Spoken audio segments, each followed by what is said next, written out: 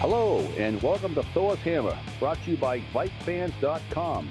I'm Viking Bob, and I'm sitting in my basement. Tonight I'm just drinking a Jack and Coke, but I have all the beers I have won from Georgia Vike on ice for Sunday's game. You're welcome, Bob. Thank you, sir.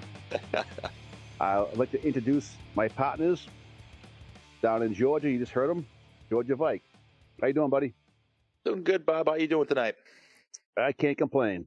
Right on. I'll sit down here out back in the man cave again, out here in the garage, having a zesty, savory, as light as gets Miller 64 with the alcohol content of Kool-Aid, basically. But makes me feel a hell of a lot better on Saturday mornings. What you got going out there in Arizona there, OBM? What's going on, fellas? Good to hear from you guys again this week. OBM is on a strict diet, so I cut soda out a couple weeks ago, so I've been having a hell of a time with that. But I'm drinking whiskey on the rocks, 3 ounces, and that's it. 210 calories. That's it. I got you beat tonight, GB. Done. Finito. And by the way, let me add something real quick. Lockstar, if you're listening, sir, I'm still waiting for the PayPal money, pal. I think that whiskey has a lot of sugar in it. You sound tough. I don't know what you're talking about. That's not sugar, Bob. Shut up. Shut up. Shut. Zip it. All right, and our final member of our crew, Mike Olson. How you doing today, buddy? I'm a little under the weather, but I'm making it. The wife came home today and she was ready to have Manhattan, so she made me mix up a batch of those. So I don't know if that's going to help or hurt, but I'm feeling all right now. Oh, you can pass those around to us if you want. You got one. I got one coming your way. Thank you, sir. Oh, we hide interns. Right. All right. Before we introduce our guest this evening, I'd like to go into what we call Odin's Eye, in which we discuss the upcoming game. But before we do that, we talk about our last game.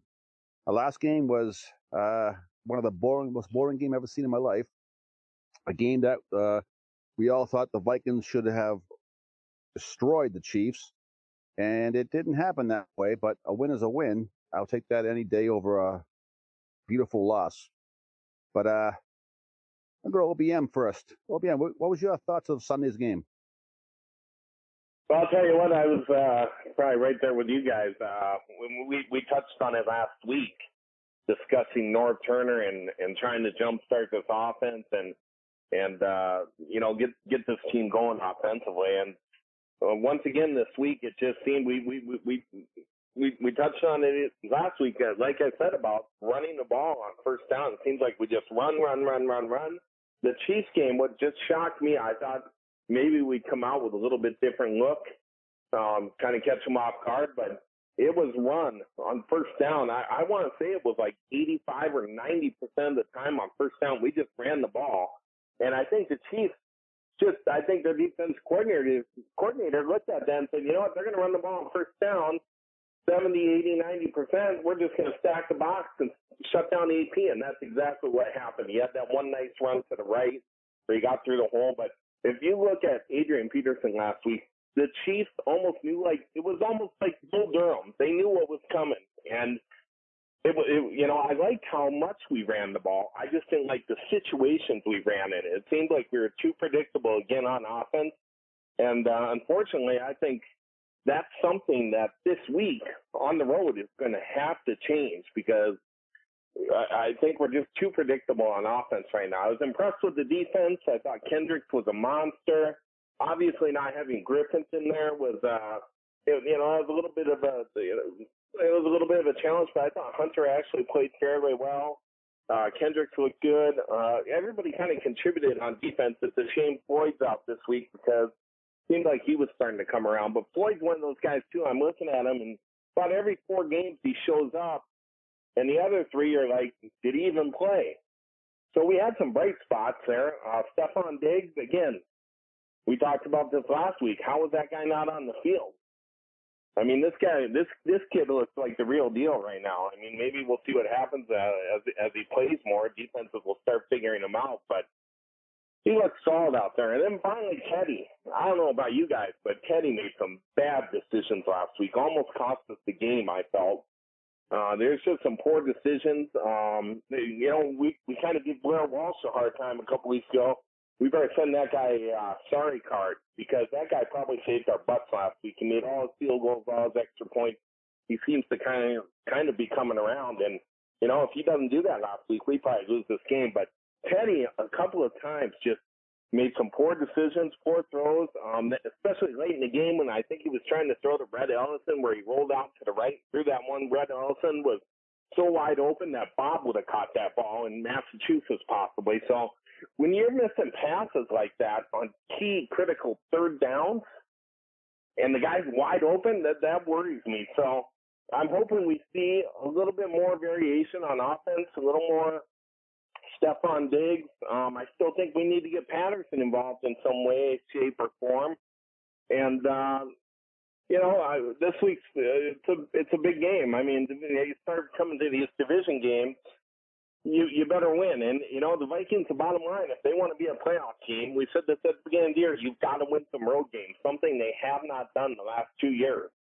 So we're going to find out a lot this week. I mean, are we going to change it up? Are we going to see some little bit more, maybe play action on first down instead of just run? That's what I was waiting to see, play action down the field to someone. And we didn't see that at all. So, a win is a win, like we said at the beginning of the show. But I'll tell you what, a lot of people probably left that stadium a little disgusted last week, boys. What do y'all think? Well, thank you, everybody. That's our show for tonight.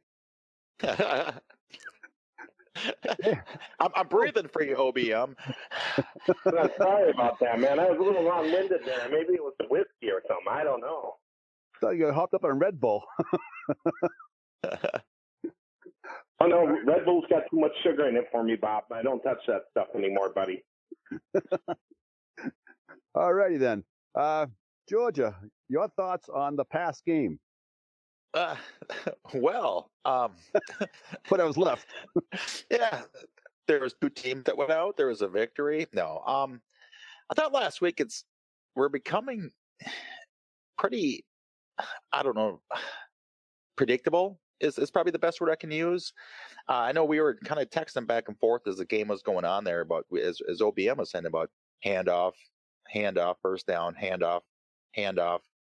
And as long as you do that, I understand trying to open up the running game, but you're not fooling anybody. As we talked about Teddy's stats the weeks past, I think he's averaging like 159 yards passing a game. You're not fooling anybody on first down if you're going to keep running the ball. I know that's going to open up the passing game. Why don't you try to pass on first down? Why don't you try to air this thing deep? Go to a Wallace if he hangs onto the ball, or go to Diggs, or do an end around. Try something different than handing this ball off for a 2-yard loss or a 0 gain on first down all the time. It's getting pretty pathetic, to be honest with you.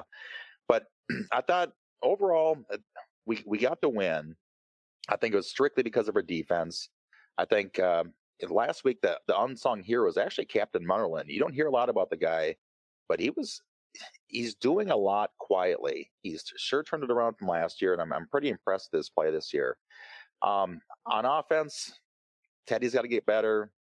Our blocking still got to get better. The protection. Mike Wallace needs to learn how to hang onto a ball. Kyle Rudolph, that first pick that Teddy threw that was over Rudolph's hands, is like Rudolph was looking for a pass interference call before, basically as the ball was going over his head. If you look back, and he's kind of like that ugh type look on his face as the ball's going over him. If you know what I'm talking about, I don't know, it's hard to say vocally, but if you get what I mean, overall, I thought the game was a lot closer than it should have been. Kansas City is a bad team, and they're missing their best player, and to pull out a win by 6 points at home was not a good thing. A win's a win, which is obviously always good, but this should have been a blowout, and it wasn't, which has me a little concerned. What are you thinking about it, Bob? I go back to what I said last week. I think I proposed a question to both you guys. Is the coaching staff making Teddy Bridgewater more of a game manager and letting the defense decide the games for us? Because the defense, the way they played on Sunday was absolutely incredible. Can they do that forever? Probably not. But go back to teams that have won Super Bowls that way. You had the Ravens, the Bears, a couple other teams out there that escaped me off the top of my head that had dominating defenses that just won games with Trent Dilfer at quarterback. I mean, are the Vikings trying to go that route? I don't know. I would love to see them open up more on offense, make it a little more exciting to watch. And where's the progression for Teddy Bridgewater? It's not looking good for him right now. He looks better last year, but probably because we were so far behind, we were throwing the ball a lot from behind. Maybe teams are playing prevent defense and giving him the pass, whereas now it's not there, or the receivers aren't getting open, or maybe this our line can't block for him. Right now, I don't know what it is, but they definitely need more balance on offense. This is a question for both you guys. I'm sorry to cut you off there, Bob. No problem. As you're talking about Teddy, do you think Peterson is helping or hurting the progress of Teddy Bridgewater here? You know what? That's a great question, and one that I think everybody's kind of scratching their heads on. But I mean, you look at AP stats last week: 26 carries. I like that number. What I don't like is I believe 16 of them came on first downs when the Chiefs were waiting for him at the line. 2.3 yards a carry. I mean, keep in mind, he had a 23-yard run. So 26 for 60, you take that 23 off, we're talking 26 for 37 at one point, technically. So, is he slowing Teddy's growth down? I don't think it's that. But I definitely think that, just like we talked about a couple weeks ago here, North Turner has to find a way to get the ball in other people's hands. I mean, after Diggs last week, who had 7 catches, our next leading receiver had 2. And that was Jarius Wright. I mean, Kyle Rudolph, 2 catches, 9 yards. That's just not going to get it done. And you got the touchdown, but let's just be honest here. We need to, just like we talked about, we need to see a little more play action pass, some shots down the field. I don't think we brought Mike Wallace in to have 2 catches for 23 yards.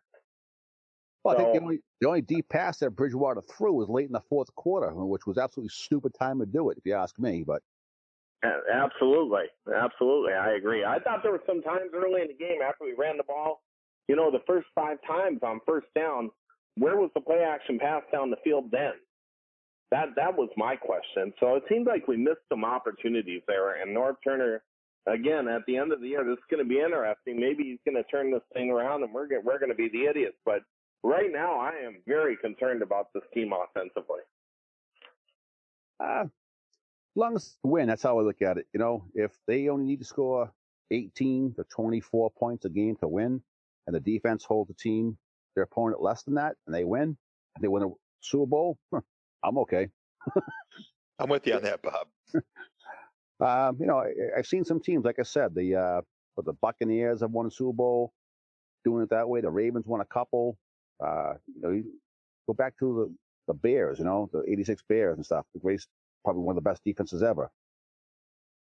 Unfortunately, it never worked out for the Vikings in the 70s with a great defense. But, some teams now have done it that way. And if they can create some turnovers and shorten the field for Bridgewater, and Walsh keeps hitting his field goals, we're okay. My opinion. I mean, 9-7, 10-6 is what I see this team at.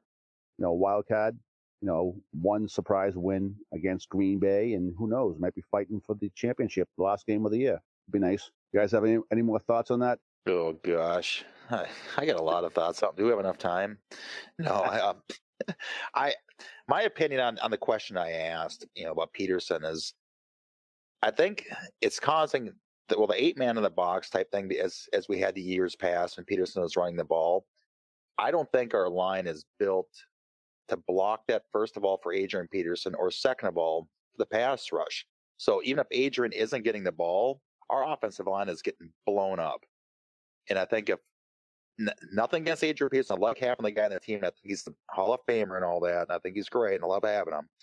But I think having him in the backfield as opposed to a McKinnon is causing more havoc for Teddy Bridgewater than it would if Adrian was gone.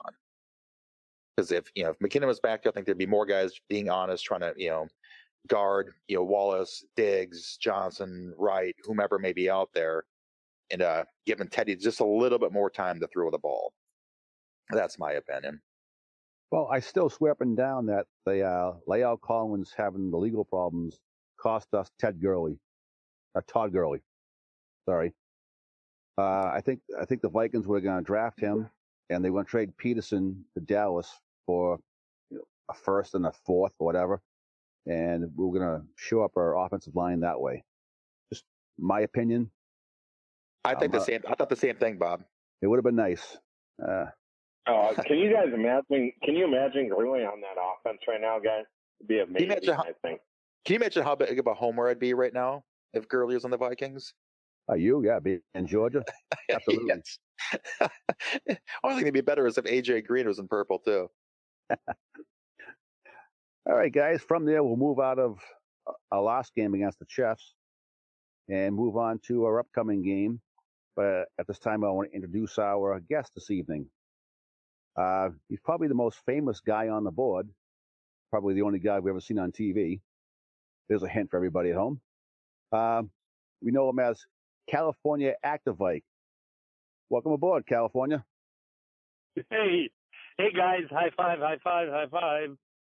Right nice back at you. Here. Well, it's a pleasure for you to join us tonight. Thank you so much for coming on with us.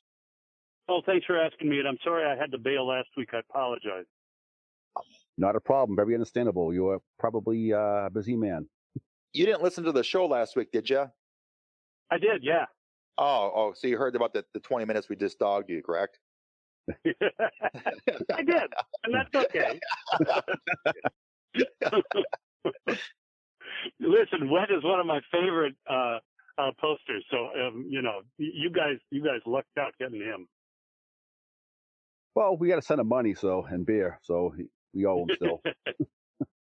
Oh yeah, well, you guys all have said where you are and what you're drinking. Let me just tell you, I'm sitting in my car by myself in front of my house, and I have made myself the strongest cup of coffee I can come up with a little bit of coffee cake, because when this is over, and I wish it would last all night, I have to go back in and look after 3 teenage girls sleeping over. So believe me, this is the high point of my day. I feel for you. Say that now. I so feel for you. Well, so now we're going to talk about the upcoming game we have this Sunday in Detroit. I'm going to go Georgia Viko first in this one. Your thoughts on the upcoming game? I'm worried. It's another road game against another NFC North opponent. We should whoop them. I was reading some Detroit pages today, and they're saying about why Detroit's going to roll over Minnesota and why they're going to do this, why they're going to do that. The only reason I see Detroit rolling over Minnesota is because of history. That's it. I think Detroit got a win last week because Chicago is just a little bit worse than Detroit is. So they got to win and look a lot better than they actually are. But this week, I think we should beat the snot out of them. I really do, especially after the comments, was it Golden Tate made after the first game we had with them? I think it was, week 2? Yeah. I think some of those guys are going to be out to say, you know what? It wasn't a fluke. We're going to beat you up again. We're going to knock you on your ass. And guess what? And if even if the refs are watching us, it's all going to be legal. We're going to whoop you again. I'm okay with that. I'm hoping. I agree with you we should kick the crap out of them. But again, we are the Vikings, and we find ways to lose, especially on the road. From there, I'm just hoping they pull out a win somehow. I don't think Detroit has much of a running game, so I think we're okay there. But what about Abdullah? I'm not impressed. Again, I don't think they have much of a running game. We have to shut down, obviously, Golden Tate and Calvin. And I think they're getting their big tight end coming back, the Ebron. Was he back last week? I forget now, but he was healthy and injured for a while, then came back. He's a big force from them, and for some reason, the Vikings always seem to give up big yardage to tight ends. So If we can stop them and get on Stafford, maybe we can break him in half again. And I do predict a win. Well, yeah, I'm going to take this one. Stafford, week 2, guys, we beat the heck out of that guy. I think we only ended up with 1 sack, 1 or 2 technically, but we were hitting that guy a ton. I think we need to do the same thing. The problem I think we're going to have is, number 1, we're just not a good road team, let's be honest. Number 2, Everson Griffin, from what I've heard, he's probably not going to play this week, and we already know Sharif Floyd is probably not going to play this week. So those are 2 key guys on defense that we're going to end up replacing this week, and going to put some pressure on some other guys to play well. So the other thing that's really, really disturbing is, and you can take this for what it's worth, but PFF gave our run blocking last week a minus 10.0 rating. Adrian Peterson came out of the shotgun, took handoff 6 times last week for minus 14 yards. So let's hope that Norv scratches that play this week, because it's pretty clear it wasn't working last week. So I think that we're going to need to change the game plan like we talked about a little earlier. And we're going to need some guys to step up this week to win this game. Personally, this is going to be a tough game. This is going to be a game that we need to win. It's a divisional game. It's a game to go 2 games over, 500. And so it's one of those games where someone's going to have to step up. Maybe it's Teddy, maybe it's Rudolph, maybe it's, someone else on the defensive side of the ball. But we're going to have to play better than we did last week to win this game. So Agreed. It's going to be an interesting game for sure. All right. California actor, what's your take on this game? I agree with a lot of what GB said. I think it's going to be a close game. I think anytime we're playing in our division, it's a close game. Even if we're playing Green Bay, it's a close game. So I don't think this is going to be any different. I think Minnesota should win the game. They're a better team. The problem is Detroit's playing at home. Detroit does not want to be swept, and they're coming off a win.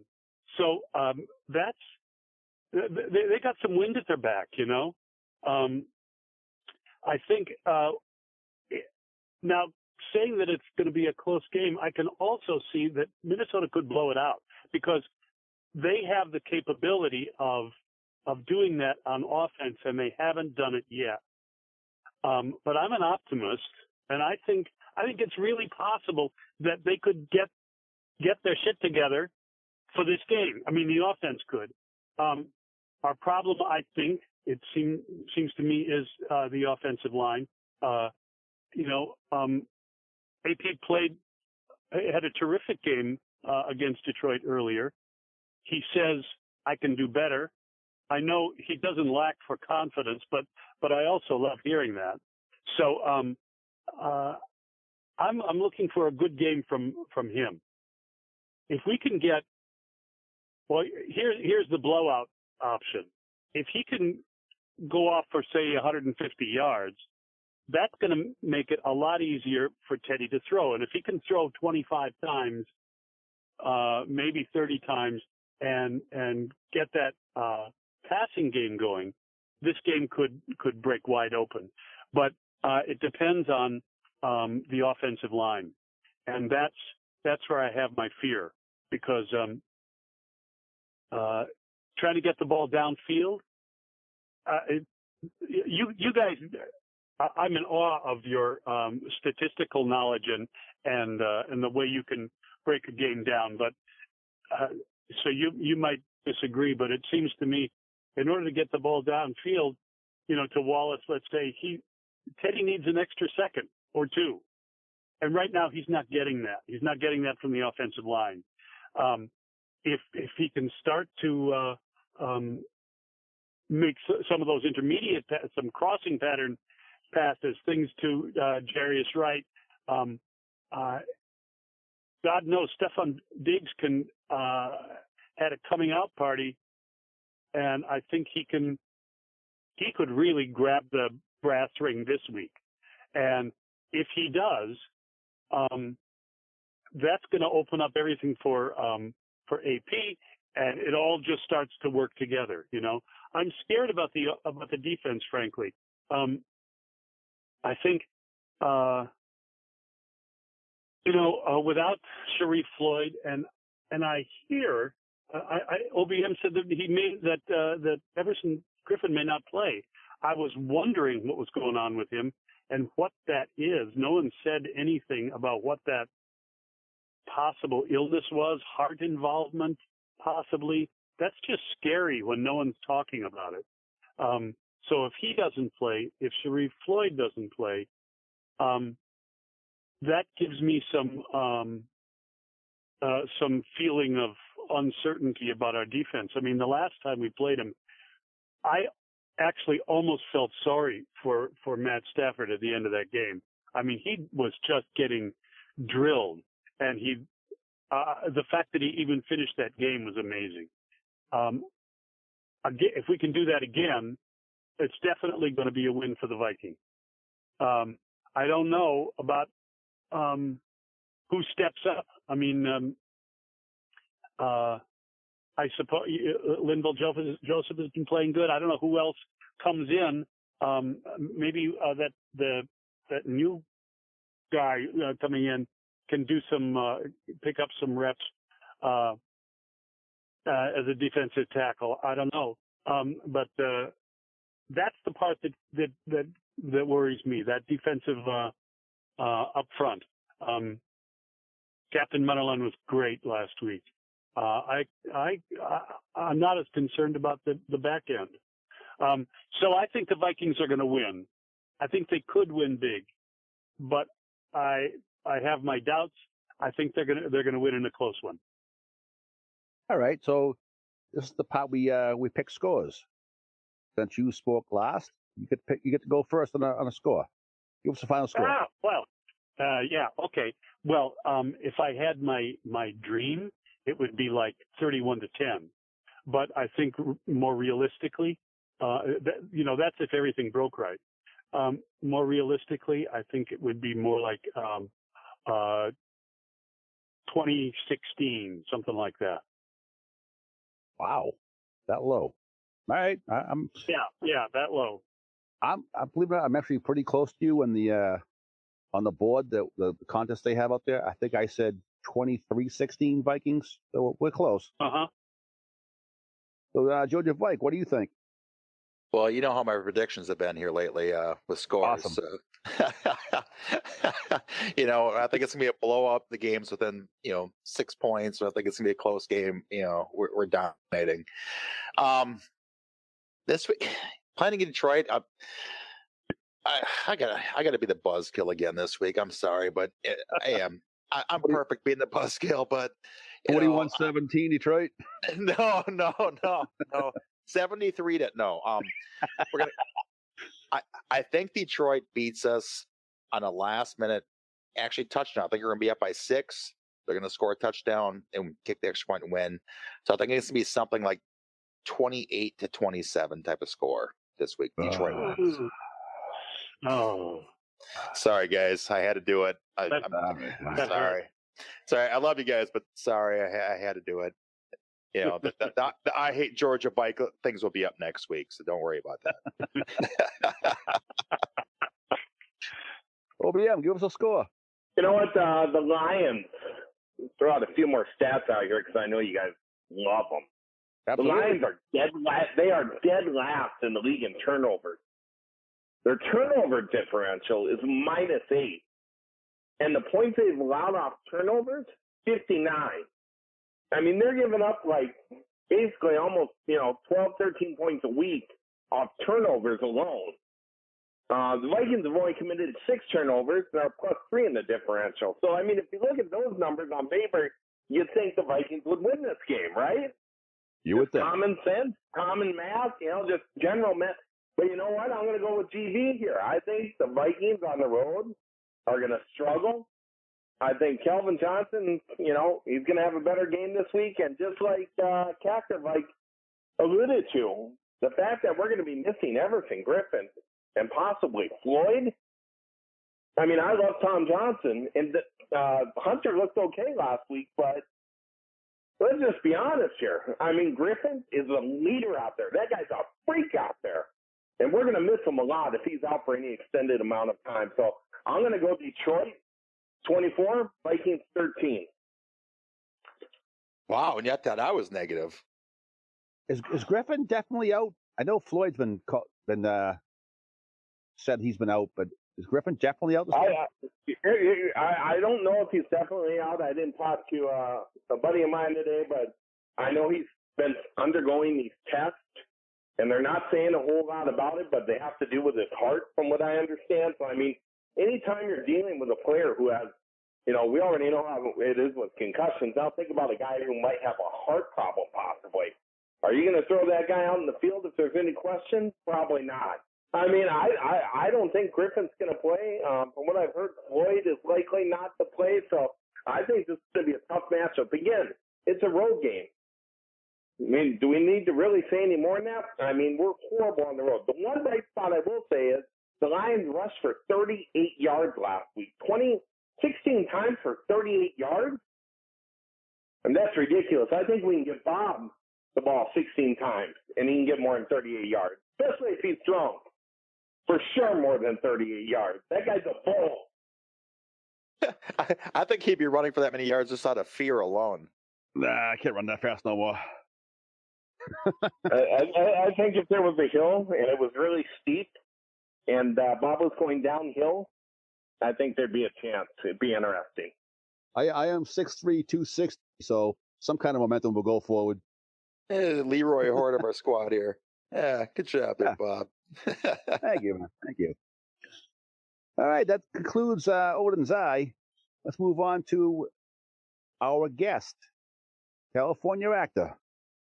This is where you get to tell us a lot about yourself, and we get to ask you a couple of questions. So no pressure here. Okay. Floor is all yours. Floor is all yours. Tell us what you want to tell us about yourself. Oh, gosh. Well, I grew up in Minnesota. I grew up a Viking fan. I'm probably older than all of you, but I realize that my connection to the Vikings is like my connection to my childhood, and anything that goes back that far is really strong, So I'm out here in Southern California, and there are a few of us, but I feel kind of lonely sometimes as a Viking fan. But I can tell you a story if you want about Matt Stafford, if you'd like. A couple of years ago, I worked with him for a day. I did a commercial with him, and was this the Bridgestone commercial? Yeah. I have to tell you, I miss you so much on those commercials. Thank you. You were awesome. You were awesome on that. Thanks. You know what? They switched advertising agencies, and that's what did me. But it's okay. I'm grateful for the time I had on it because I love sports, and I got to meet all these guys. It was really, really cool. The day with Stafford, I came out of my trailer and he was sitting on the steps of his, and I went up to him. I saw him there. I figured I should introduce myself. So I introduced myself, and I told him, by the way, I got to tell you, I'm a lifelong Minnesota Vikings fan.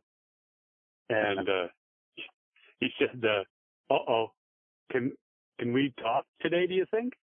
I said, oh, hell yeah. I mean, now this is before Teddy. And I said, as a matter of fact, we could use you, man. You should come over and play for us. And he said, I wouldn't mind. I'd love to hand off to Beast. And I said, well, you would be very welcome. That would be great. And he said, I tell you what, how about if we make it a package and I bring Calvin with me? And I said, that is cool. And for I don't know, 30 seconds, I just imagined what the Vikings would be. This is when we had Christian Ponder, I just imagined what the Vikings would be if we had Stafford, Calvin Johnson, and AP. But anyway, he's a really nice guy, sweet kid, smart, open. I liked him a lot. And I'll tell you, and maybe I shouldn't even say this, but we were talking about, there was much discussion then about whether there was anybody who was gay playing football. And I think this was before Cluey and all that stuff, but the woman who was interviewing me on all those commercials is a Michelle Beadle? ESPN report. Michelle Beadle, yeah. She's great. She's just a hoot. And I love her. But she brought up the subject, and I said, well, so Matt, how would you feel if you found out someone in your locker room was gay? He said, I wouldn't give a shit. He said, if they can play, who cares? And I thought, good, well, all right. And then we had another player there. Maybe I shouldn't even mention his name, but he's the oldest player in the NFL now. And she said to him, how would you feel? And he said, we don't have that problem in the locker room. And I thought, wow, there it is right there. It's a generational thing, and 24, 5-year-old Matt Stafford is like the new generation. I just found that so fascinating to see, I never played sports, except in high school. I never played in college. I never played really seriously. And to get a glimpse of the world of how they live, was just fascinating to me, So that's my Matt Stafford stories. Out the air, I'll add a little caveat to that story for you when we're done here. Oh, okay. So what was Michelle Beadle like? What was Michelle Beadle like? Oh, she is great. She's like a guy's guy. She loves sports. She's raunchy as can be.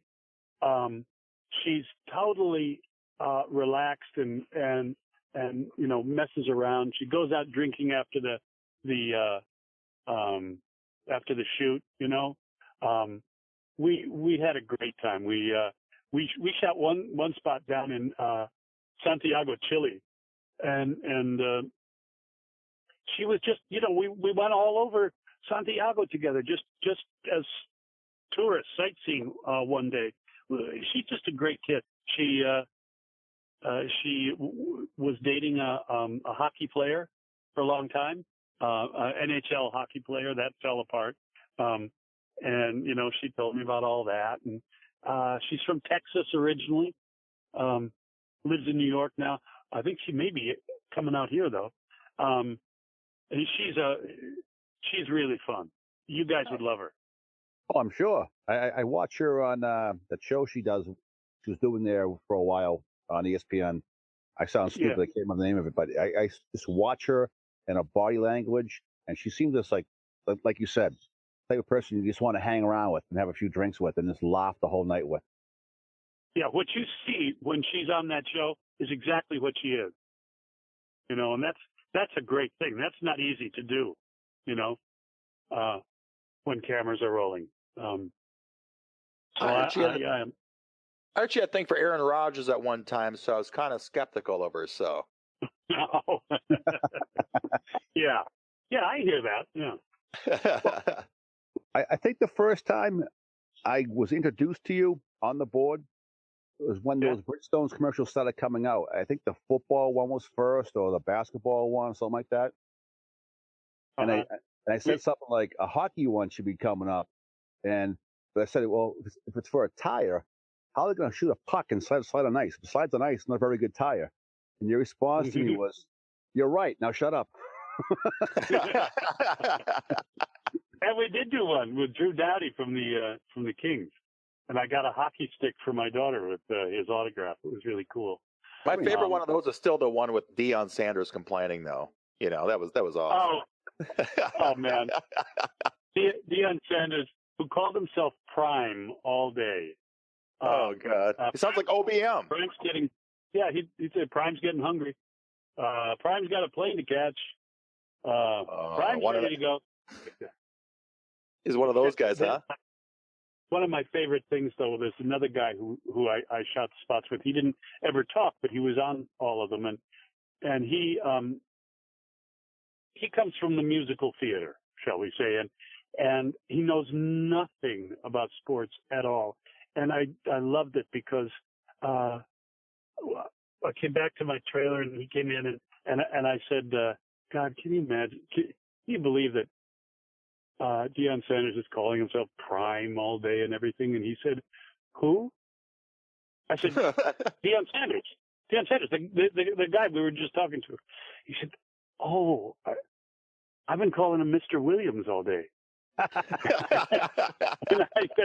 I said, good for you. So, but he was, he still gave me his autograph for my daughter. It was cool. It's okay. Very nice. I got a question for you here, buddy. Now, a couple of things. First of all, you were on Nip Tuck, and that was one of my favorite shows ever. Just so you know, that show was hilarious. And anybody listening right now who has not watched Nip Tuck owes it to themselves to go back and watch that show. It was fantastic. What was it like working on that? And then my other question is, I know that a while back, I think you posted that you worked with Eastwood.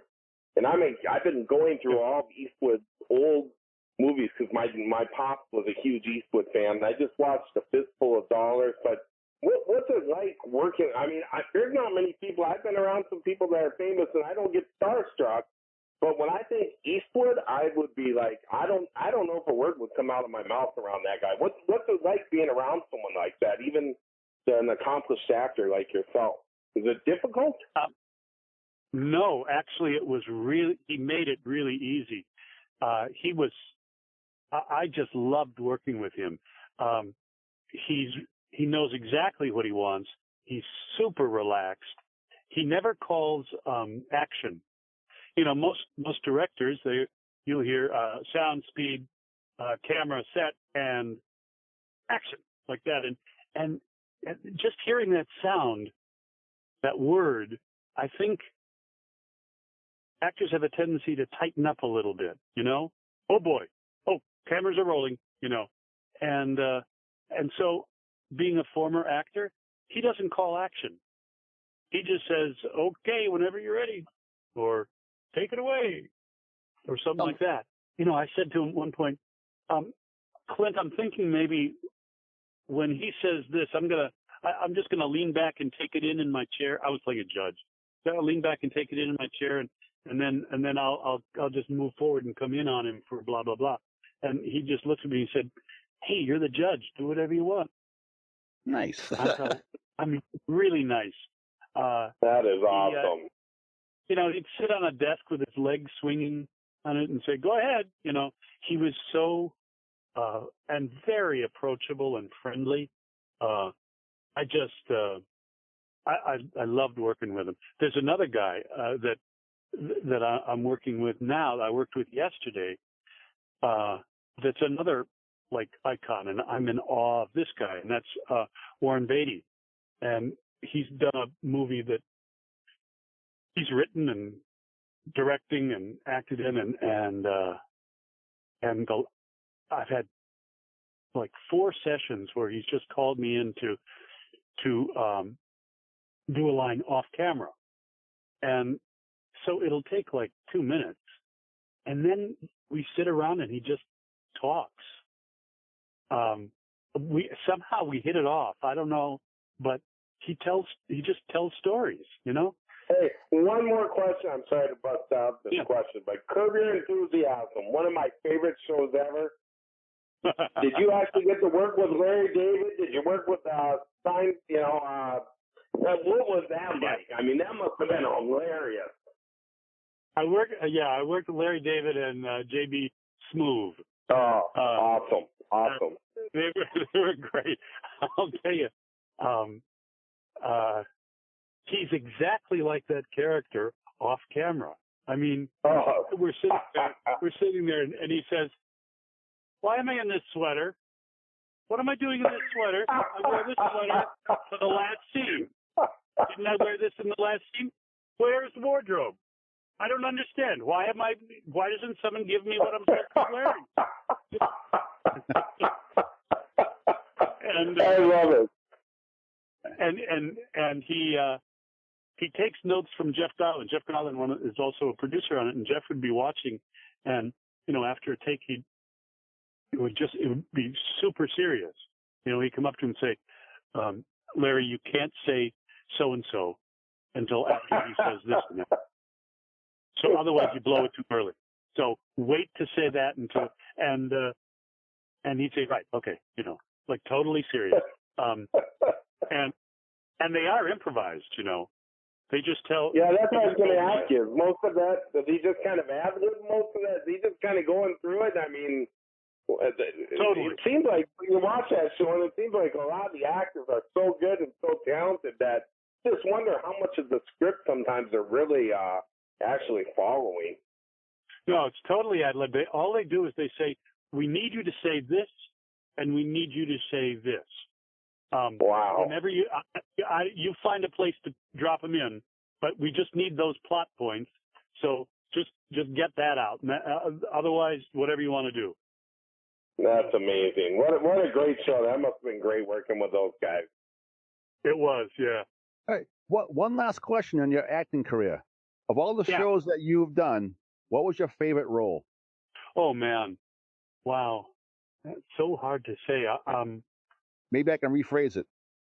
Which role of yours that you did that you wish you'd be stuck on a series or stay as a regular or something like that? Your favorite part? Oh, that's cool. That's cool. That is a wonderful question. A few years ago, I recurred on a show called Invasion, and I played a priest, and it was about some other life form that had invaded certain people. It was like Invasion of the Body Snatchers, except that you became sort of half of who you are and half this other species, that was inside you. So you were responding in ways that were different and were confusing to you.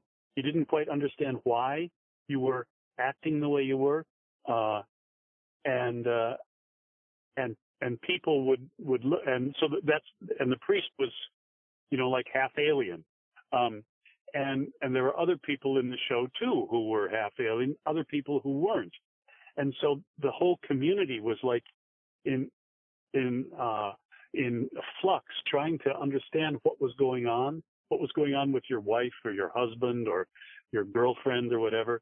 And I found that really fun because it was really about, there was all the bells and whistles of booga booga, aliens landing and that kind of stuff.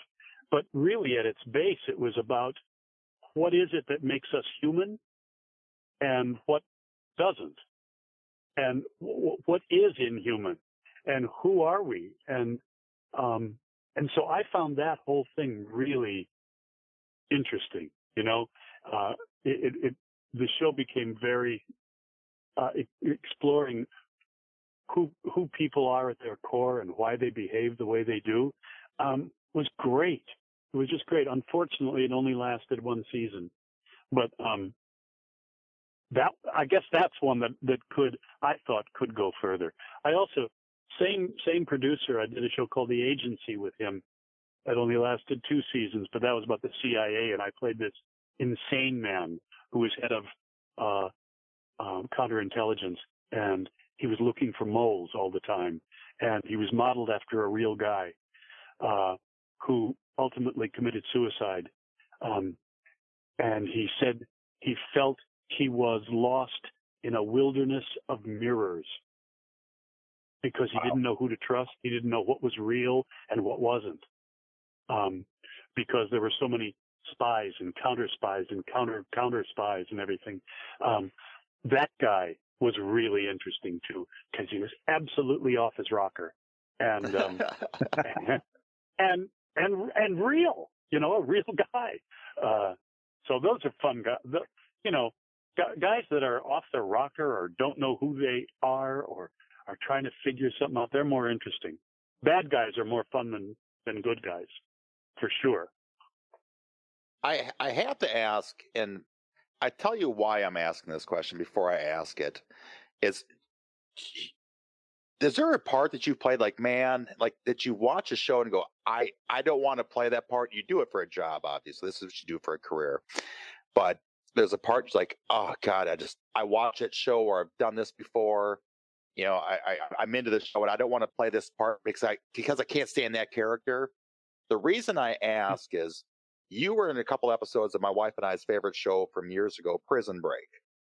And you got beat up. You got beat up by the general and killed by the top 3 bad guys of any sitcom ever, Teabag. You were killed by Teabag. I'm like, if I had to act that part, I would shoot myself before Teabag could do it in the show. Is there any? I'm like, that guy he plays the ultimate creep. He's great at playing it, the creep, but I'm like, God. Is there any role like that you ever thought that I really don't want to do this, but I'm going to do it for the paycheck, basically, But well, I tell you one thing about Prison Break. I got beat up by a guy who's a friend of mine, and that his name is Rafael Sabarge, and he was supposed to punch me in the stomach, and you got to pull a punch. This is television; it's just pretend. And he did not pull the punch. And after the take, I said, Rafael, you really hit me. That hurt. He was, oh, I'm sorry, man. I went home, and the next day I had 4 bruises that matched his knuckles, on my stomach. But anyway. Damn you, General. Yeah, there was, what's that? He was the general, wasn't he? Is that his character? Yeah. Yeah, good guy. Just kidding. Yeah, there was one that I really didn't like. I had to play a child abductor. And to this day, it's one that my wife has never seen, and she won't see. And I spooked her by saying it was really easy to do, too. Oh, God. I said, was that Law and Order? No, it was Crossing Jordan, it was called. Oh, goodness. It actually, the episode won some award, too. But it was, I said, all I had to do was be nice to a little girl in the park, And the nicer you are, the creepier it is, Did you wear a plain baby blue ball cap in this thing with glasses and all that?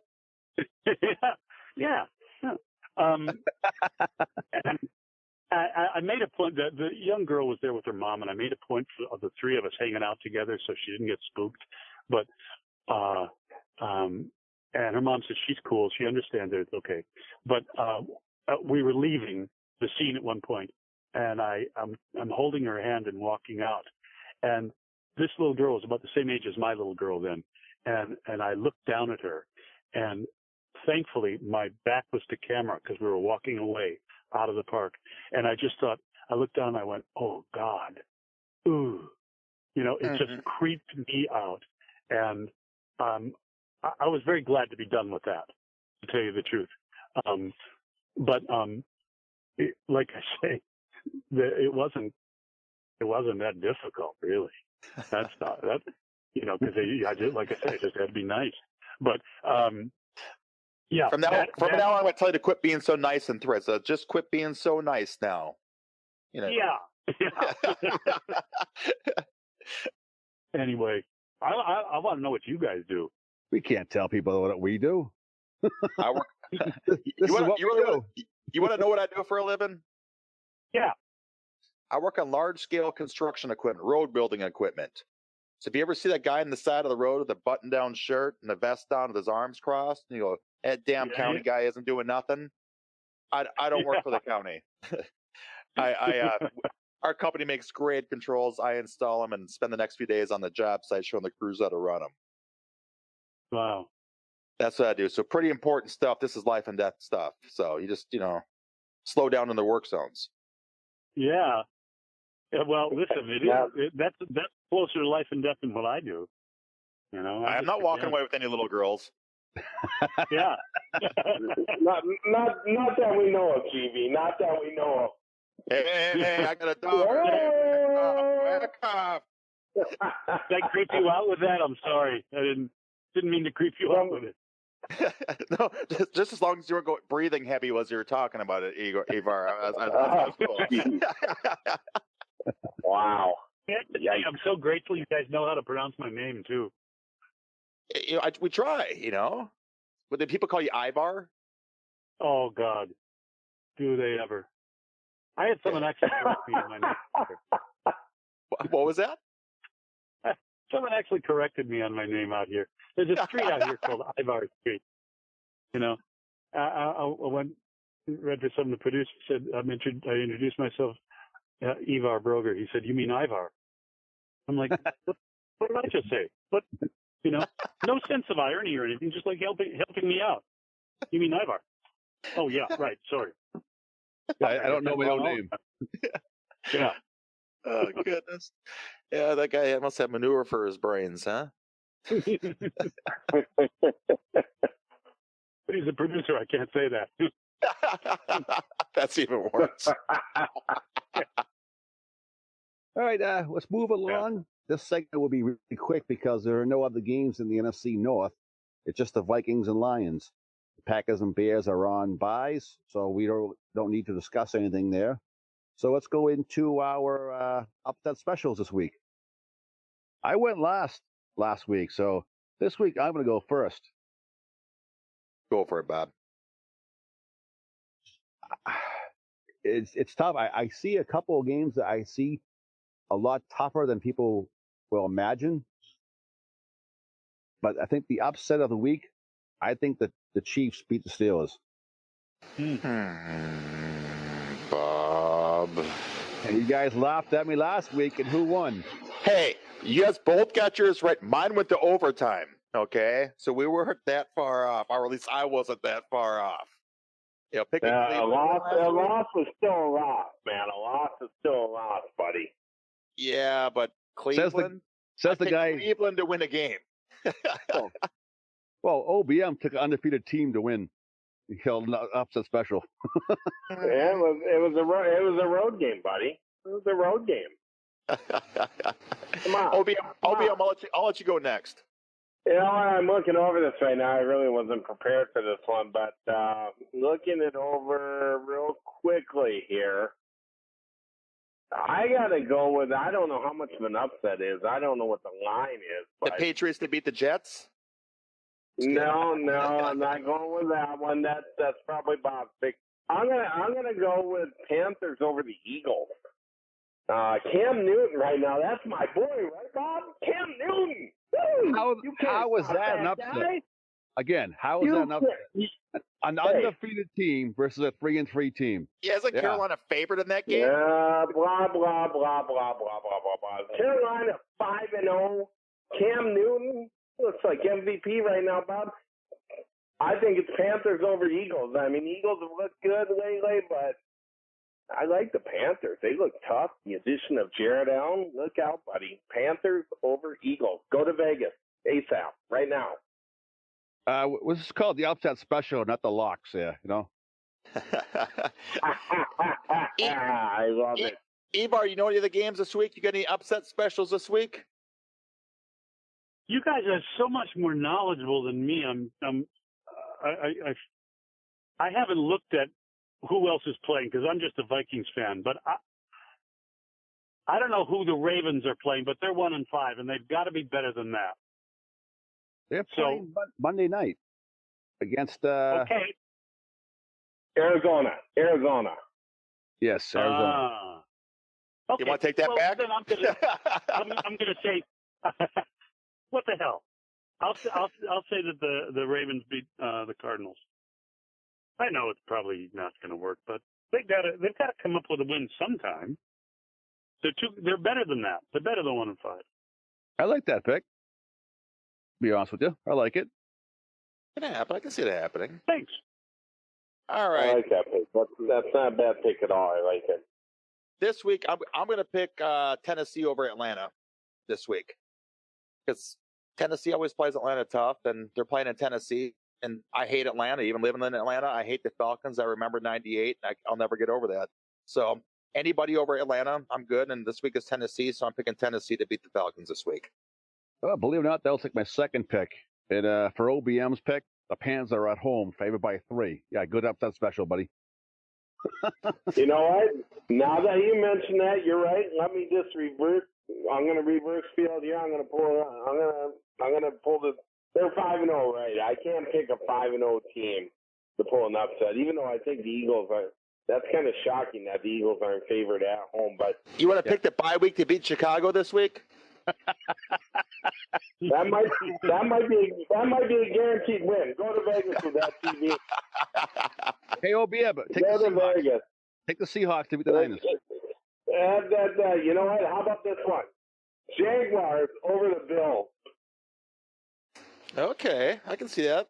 But I mean, what do you think of that one? I mean, Bortles is playing fairly well right now. The Bills are kind of, I don't know, a lot of people have the Bills winning 10, 11, 12 games. So, yeah, I'm going to go with the Jaguars over the Bills. Yeah, E.J. Manuel, I think Watkins, they got some good Watkins is out. Jaguars over the Bills. There's my upset special right there, buddy. There you go. Finally got an upset. You going to wake up at 6:30 in the morning and watch that game? Yeah, I'm gonna. No, I'm not gonna get up at 6:30 in the morning. Negative. Well, it's 9:30 my time, so I'll be awake. Yeah, we'll be wide awake. I'll have my coffee. Yeah, I think me and Caster will be asleep soundly yet. Caster, if he keeps drinking that coffee, he ain't gonna be sleeping for the next few days. All right, guys. Anybody else have anything else they want to add? I want to thank you guys. You've been the high point of my week, and I can't wait to meet up with you guys sometime. That'd be great. We're glad you came on. To be honest with you, it's either you or OBM's sister, and I wasn't quite sure. Wow. Yeah, I'm just kidding. You know what? I don't have a sister, but I appreciate the effort. But no, Ivar, we really appreciate you taking up this time out of your evening to come on here with us, because I know a slumber party. I know you're anxious to get back to that and all. Oh yeah. Right. He's not the little girls you abducted, has it? No. He's like, come on, man. I'm not bringing that up again. So, sorry, but I had to throw that in there. Yeah.